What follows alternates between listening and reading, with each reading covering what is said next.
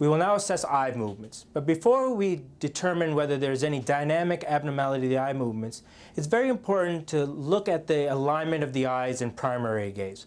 So what I'd like to do is ask Dr. Zhao to look straight ahead. And if, for example, Dr. Zhao were to tell me that she was having double vision, I'd want to determine whether I could see any gross abnormality of the alignment of the eyes. Possibly the left eye may be sitting higher than the right, or maybe the right eye is turned in, and you want to be able to notate that before you begin movement of the eyes themselves. Very good.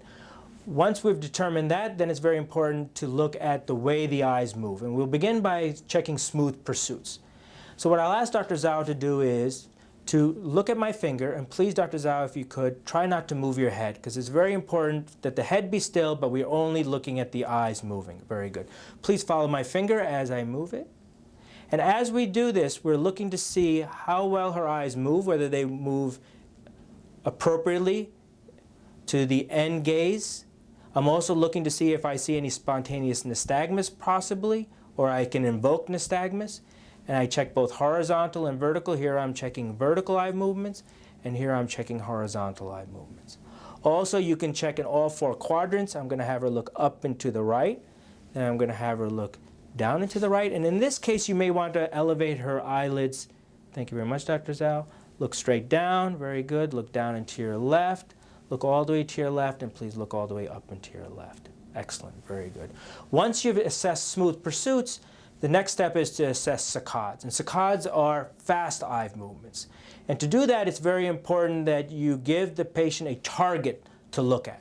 So what I'm going to ask Dr. Zhao to do is to look at my nose.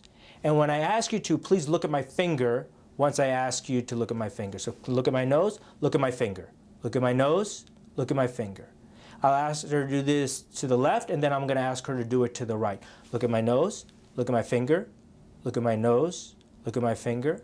Very good. Look at my nose. After I've checked horizontal saccades, I'll now check vertical saccades. Please look at my finger, look at my nose, look at my finger, look at my nose, look at my finger, look at my nose, look at my finger, look at my nose. Very good. Once you've assessed the saccadic eye movements, now you want to check for convergence and divergence. And to check for convergence, I'll ask Dr. Zhao to look at my finger and follow my finger as I bring it towards her nose. And as you can see, as I bring the target closer to her, her eyes are coming together, i.e. convergence.